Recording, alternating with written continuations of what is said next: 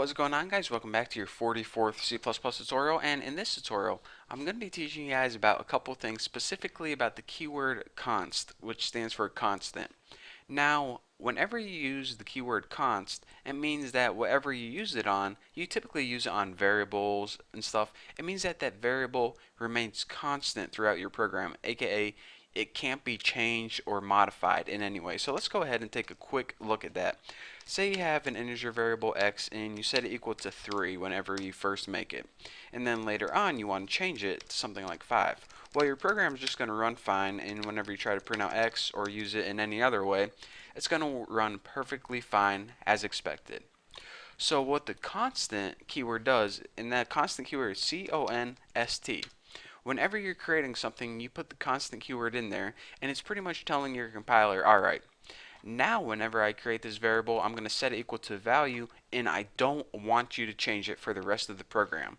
So now whenever you try to change it to something else like 5 and try to run this program, it's going to get an error because it's saying, hey Bucky, you called this variable a constant, you promised me you weren't going to change it, and now you lied to me right there.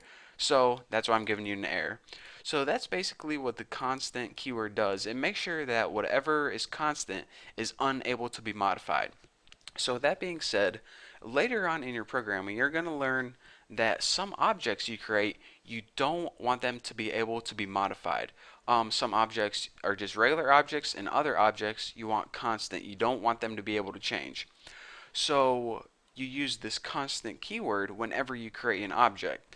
So therefore, you have an object that can't be modified, and you might be thinking, alright, so I can just use it with normal functions. Not exactly.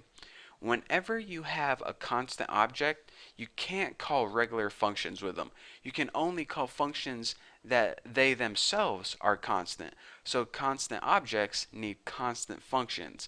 And of course, whenever you create a constant function, you need to make sure it's constant both in the prototype in the header file and in the definition, aka the C++ source file. So let's go ahead and just create a regular function first, and then I'm going to be running it aside a constant object. I'm going to be doing a couple things. So let's go ahead and make a Sally function, and we'll just name it like print shiz. And this is just a regular function. I'm not doing anything weird yet. So cout, just type I am a regular function, and then end that line. And then of course, since we created a function, we need to prototype it. So then it is void, I think I named it print shiz, just like that. So now we can see that we can just go ahead into our main program,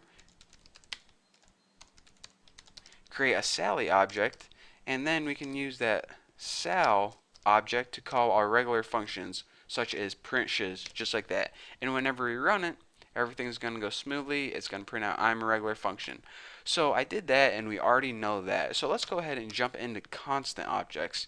Now whenever you create a constant object, you do so doing this.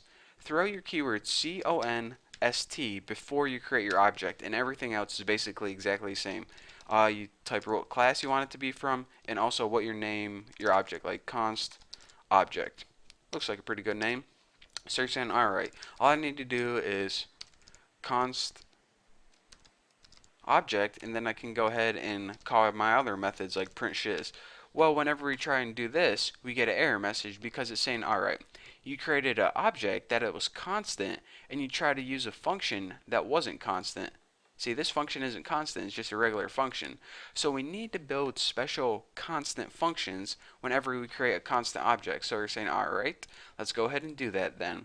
So let's go ahead and create another method, another function. I'm talking in Java, another computer programming language. But let's go ahead and create another special constant function. So void Sally, let's just name this print shiz2. And in order to create a constant function, you go ahead and you type the keyword constant right after your function definition. So const. So now what happens is right after this, we build the body for it. So this is just going to cout I am the constant function, just like that. And of course, we'll end that line right there. And now, like I said before, we need to prototype it as a constant too. So we need to basically tell every single file that we're going to be working with constant objects. And in order to prototype it, here's what we do. go ahead and just like before, type void print shiz. Yeah, that was called print shiz 2, and you just write const right there. And now you're telling your compiler, alright, this is a constant object prototype. So a lot of people might think you do this, add the const before. Make sure you add it after the parameters and you should be good to go. So now whenever we try and run this constant function with a constant object, remember, this is our constant object and this is our constant function, print shiz2. Now whenever we try and run it, it should be good to go. I am a regular function, I am the constant function. Pretty simple. So as we can see, whenever we build objects, if we build a regular object, we can use the regular functions with them.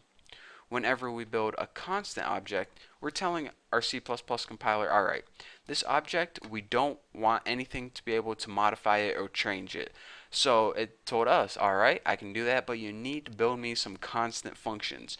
If you do that for me, I'll run your program just fine. So that was our little deal we had with the compiler, and that's why this one ran with the regular function, and this constant object ran with the constant functions. So now you should understand how to prototype constant functions, how to create them, and also why constant objects need constant functions. And again, later on, you're going to be seeing why in like bigger programs, you need to be able to create some objects that you want to be able to make constant and why they are useful for your compiler. So for now, I just want to teach you guys the very basics. So in the next tutorial, we're probably going to be covering constants a little bit more because there's actually a lot to go over with constants in classes. So for now, that's all you get. Thank you guys for watching. Don't forget to subscribe, and I'll see you guys in the next video.